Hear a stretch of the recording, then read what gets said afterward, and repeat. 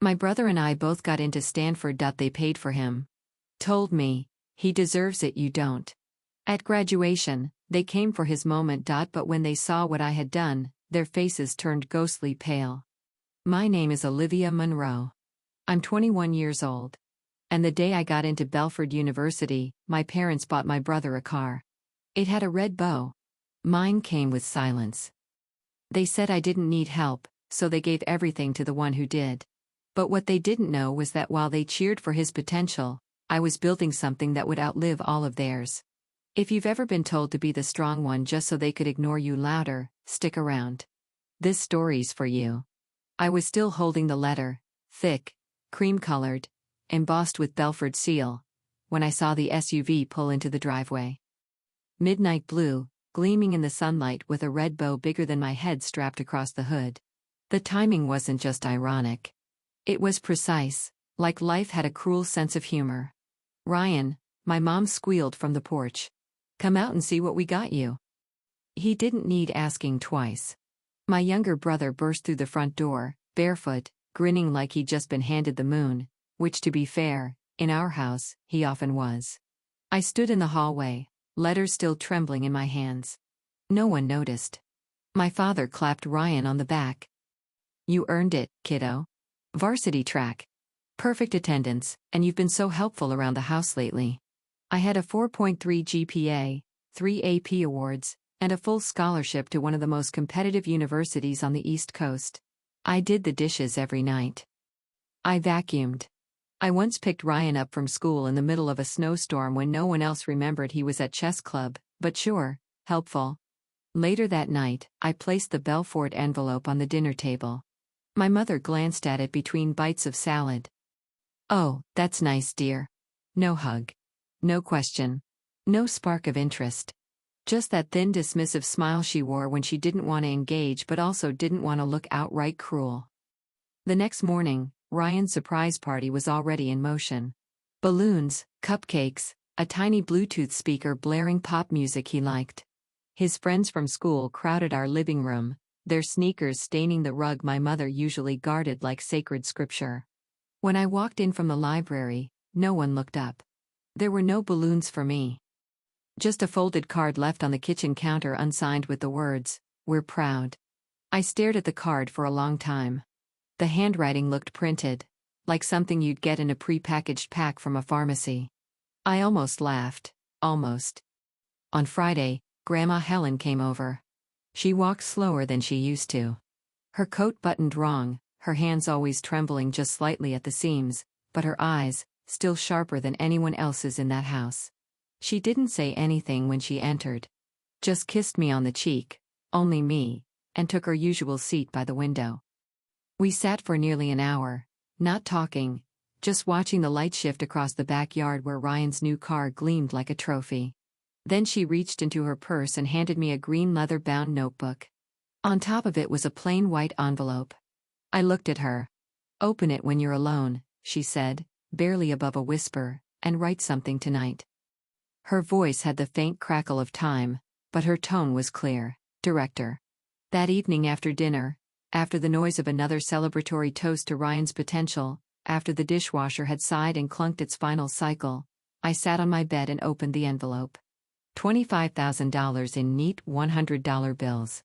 My breath caught. There was no note, no explanation, just the money and the notebook. Its pages were thick, unlined, and smelled faintly of cedar. I didn't cry. Instead, I wrote, "They'll never see me coming. They said I was strong, so they gave everything to the one who wasn't." Lena had long since fallen asleep, her side of the room neat and warm, filled with throw pillows and designer bags. On my side, the lamp buzzed weakly against the growing stack of textbooks and paper receipts. I blinked, forcing my eyes to refocus on the biology notes, but the lines blurred then doubled. My head dropped for a second. Just one more minute, I told myself. Grandma Helen used to say, being strong doesn't mean you have to carry everyone else's load. But the truth was simpler. If I didn't carry it, no one would. Not for me. At Belford, no one knew my name. I wasn't the prodigy. I wasn't even remarkable. I was just the girl in the back row with coffee-stained sleeves and a clockwork routine. Up at 6, library shift by 7, 3 lectures back-to-back, grab a banana, then dinner rush at Marrow's Bistro, where I balanced trays heavier than my body weight and smiled through sore ankles. Ryan, meanwhile, posted stories from his gap year travels. Spain, Tokyo, scuba diving, captioned with "earned it." I stopped watching after the Dubai yacht. Lena noticed I never joined the late-night hangouts, never ordered food delivery, never laughed the same way. One Tuesday, I stumbled into the room, dropped my bag, and didn't even bother to turn off the light before collapsing face first into my desk. I didn't know I had fallen asleep until I felt a cool bottle pressed into my hand. "You're gonna burn out," Lena said, crouching beside me. Her tone wasn't judgment. It was curiosity, tinged with something like concern. "Why are you doing this alone?" I blinked at her. The word stuck in my throat, "because no one else will." Lena nodded slowly. She didn't say anything else, just turned off the lamp and walked back to her bed. On Thursday, we had our midterm biology presentation. I had spent every free hour building out a visual of cell repair mechanisms, something most first years wouldn't touch. While others fumbled with cue cards, I walked up and presented from memory. Diagrams sharp, voice low but certain. The classroom fell quiet by the second slide. Dr. Rowe didn't smile, didn't clap, just watched with unreadable eyes and wrote something into her notebook. When I returned to my seat, Natalie Hayes leaned over and whispered, "Look at you, Olivia. Doing all this to impress a woman who won't remember your name next week. You applying for the hardship scholarship again?" I didn't answer. Not because I didn't have a response, but because I'd already submitted the application that morning. Natalie's family donated to the school's art wing. Mine sent polite thank you notes for partial aid packages. Class ended. Students filed out. I stayed back, organizing my bag, bracing for the next shift. Dr. Rowe stopped at my desk. "Your logic is 3 levels above your peers," she said, voice even. "Ever considered joining a research lab?" I looked up, stunned. My mouth parted slightly, unsure if I had heard her right. She handed me a card. "Come see me this Friday. Room 4. B." The door closed behind her. I turned the card over, then looked down at my hands. Red, stiff, slightly cracked from hours of work. "Yes," I whispered. "I have." The day I stepped into Dr. Rowe's lab, my parents sent me an email about Grandma's funeral. No call. No words. Just the subject line, "Funeral, Saturday." The body of the message was 4 lines long. Location, time, no condolences.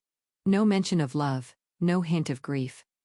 I read it once standing over a rack of samples, latex gloves still powdered on my fingers, then I pressed delete. Grandma Helen was gone, just like that. I didn't feel the vial drop until it hit the floor and shattered, a sharp sound against the pristine lab silence. The others looked up briefly then turned back to their work. No one asked.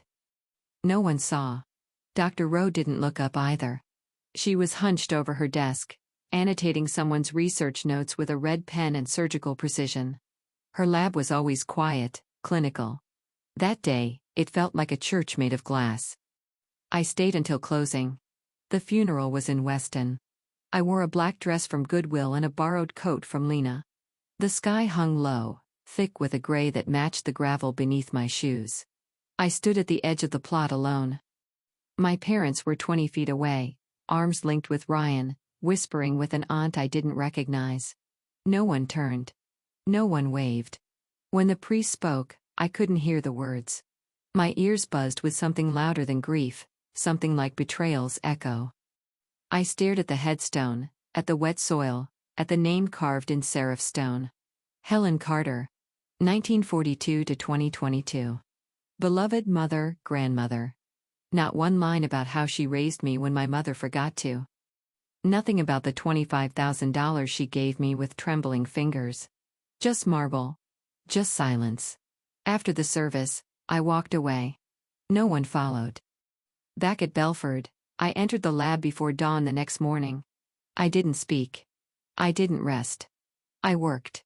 The project was simple in theory, a nanosensor that could flag markers for pancreatic cancer weeks, maybe months, before traditional imaging caught anything. A ghost of an idea, maybe. But it was mine now. I coded through lunch, ran simulations until my vision pixelated. I forgot to eat. I forgot to breathe. That night, I curled up at the lab bench, the of centrifuges lulling me into a shallow, shivering sleep. I dreamed of Helen's voice. When I woke, a lab coat had been draped over my shoulders, not mine. It smelled faintly of eucalyptus and chalk. A note lay beside my laptop. Breakthroughs begin in silence. Dr. Rowe's handwriting, tight, neat, written with the same kind of clarity she demanded in research. I didn't cry, not even then. Instead, I opened my green leather notebook, the one Helen gave me the day Belford forgot me, and turned to a fresh page. I wrote 4 words, "They'll choke later." And for the first time in months, I smiled. By the time they asked if I was still in school, my research had already saved its first life. Ryan posted a story from a vineyard in Valencia that morning. Sunlight, wine glasses, and a caption that read, "Living my best semester." My phone buzzed with a family group text, something about a distant cousin's engagement. No one asked what I was doing, where I was, or whether I had eaten. They never did, which was fine. I had stopped needing them to ask. Belford's research wing smelled of ethanol, solder, and faint citrus. The glass walls glinted with whiteboard ink, half-erased formulas, scribbled ideas. My name wasn't on any of them. Not yet. Dr. Rowe passed behind me, pausing to glance at the monitor. "Enzyme spikes consistent," she murmured. I nodded. "4th test. Same pattern." She said nothing else, just squeezed my shoulder and moved on. The nanosensor was finally stable, something that could be embedded in a mouthpiece and detect volatile biomarkers in breath. It had taken 2 years of dead ends. Calibration hell and more coffee than I could afford. But now it worked.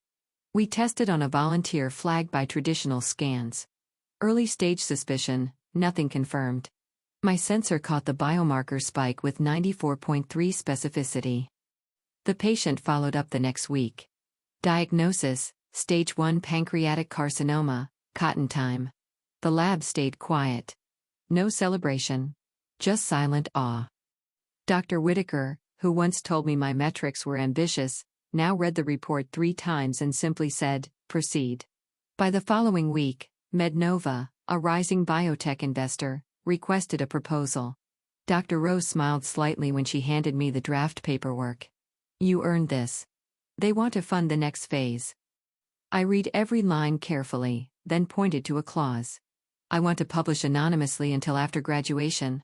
She raised an eyebrow. "Why?" "Because I want the work to speak first." Rose stared at me then nodded. "Respect." We signed. Days later, a feature appeared in a niche medical publication, Breakthrough at Belford Lab, breath-based early detection approved for clinical trials. The article praised the elegance of the chemistry, the quiet revolution in cancer diagnostics, and cited an anonymous senior researcher. My phone buzzed again. "Ryan, in the family chat. Did you guys see this? Some genius kid at Belford just got published. Mom thought it might be me, LOL." Dad replied with a thumbs-up emoji. Mom added, "Smart kids these days." I typed then erased. Typed again. Interesting story. That night, I signed up to speak at graduation. Didn't tell anyone. The only person I considered calling wasn't alive anymore. So I didn't speak. I just did. 2 weeks later, Dr. Rowe entered the lab with 2 cups of coffee. She set one beside me. "You ready for commencement, CEO?" I smiled. "Yes," I said. "Yes. I am." They came for Ryan's ceremony at 2 p.m. Mine was at 10:30. The Belford Stadium was already half full when I walked backstage. Banners fluttered in the early May wind. A band was tuning instruments in the corner, and a dozen photographers roamed the aisles, snapping test shots. The front row of the VIP section had empty name cards marked Monroe. They weren't for me. The student volunteers fussed with my microphone. Someone pinned the tiny Belfort logo on my collar. I adjusted my blazer, looked down at the stadium crowd, and took a deep breath. This wasn't about revenge. It was about arrival. Ryan had posted a countdown story that morning. Graduation day, 2 p.m. Can't wait. Edward and Margaret had reposted it with emojis, red hearts, champagne glasses. None of them mentioned the keynote speaker. They didn't know. No one had told them. I made sure of it. On the Jumbotron, the university crest appeared. Then the MC's voice echoed through the speakers. Ladies and gentlemen, please welcome your 2025 honorary student speaker, founder of PulseNet Diagnostics, Miss Olivia Monroe. Gasps rippled across the seats. I stepped onto the stage. The applause was immediate, sharp, unhesitating, rising like a wave. Lena whooped from the third row. Dr. Rowe nodded, arms crossed. Camera zoomed in, phones lifted. I saw them. Row 5, center left. Ryan blinked. Margaret froze mid-clap. Edward adjusted his glasses as if not believing what he saw. I walked to the podium. I was told I didn't need help. I began, steady, measured.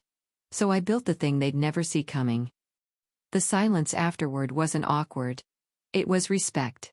I told them about PulseNet, about the sensor, the data, the patient whose life we'd saved. I told them about long nights, second jobs, and the green leather notebook that now sat in a glass case in my apartment. I didn't thank my parents. I didn't need to. I thanked Dr. Rowe. I thanked Lena. I thanked Helen Monroe, who once handed me a blank check and said, "Use this to escape and don't look back." And then I said, to anyone who's ever been overlooked, they may not clap for you now, but one day, they will stand. I looked toward the family section. Ryan leaned toward Edward. Did you know? He said nothing. Just stared ahead. The camera caught my eyes. I nodded once. It wasn't smug. It wasn't bitter. It was recognition. The kind that says, this is the truth. Now you know. Applause erupted again as I stepped back.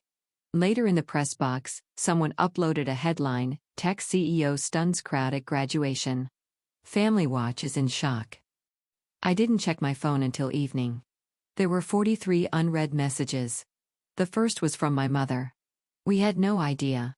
They wanted to meet for dinner. I met my team instead. The message came in at 9:17 that morning. Margaret Monroe. We'd love to have dinner with you tonight. Just us. No pressure. I stared at the screen, letting the words sink in. There was no apology, no acknowledgement, just dinner. I didn't feel anger. Not anymore. I typed back Olivia Monroe, I already have plans, and I did. The second floor of Trattoria Vellini buzzed with quiet laughter and clinking glasses. The space had been reserved under my name, Monroe, but most of the team knew me as just Olivia. No titles tonight. No cameras. Just warmth. Red checkered tablecloths, soft jazz in the background, the scent of garlic and basil. Home, in a way Belford's halls never were. Lena waved a breadstick like a conductor's baton. A toast. Everyone raised their glasses. To Olivia, said Dr. Rowe, eyes twinkling, the quietest hurricane we've ever seen. I smiled. It was small, but real. The evening moved gently. Stories, inside jokes, even a poorly sung birthday song for a lab tech. Plates emptied, bottles drained. My phone buzzed again. Ryan Monroe. You deserved more. I'm sorry I saw it too late. I read it twice. Then I typed Olivia Monroe. Some people are just mirrors. We only see them when we're ready. I pressed send. Another message arrived. This one from Dr. Whitaker. Subject, your work. I rarely say this, but I was wrong. You are the future. Thank you for staying when it would have been easier to walk away. I let the screen fade to black. By the window, the city lights flickered like tiny affirmations. Every skyscraper, every lit office, people working, building, hoping. I stood there for a moment watching the night breathe. Behind me, Lena's voice drifted over the "we should do this more often." I nodded slightly, not to her, to someone else. She'd be proud, I whispered, and I believed it. They once left her name off every celebration. Now the world knew it before her family did. Olivia didn't need to punish them. She simply chose not to let them hurt her again. Justice didn't arrive with fury or noise. It came through late-night lab work, unspoken vows, and a voice that finally echoed louder than their silence. Like the final chord of a long-forgotten melody, justice may arrive late, but it resonates powerfully once it's heard. Some betrayals don't end with revenge. They end with becoming undeniable. Some stories aren't told for applause. They're told so someone out there knows they're not alone. If this story echoed something you've lived through, let it reach someone still writing theirs.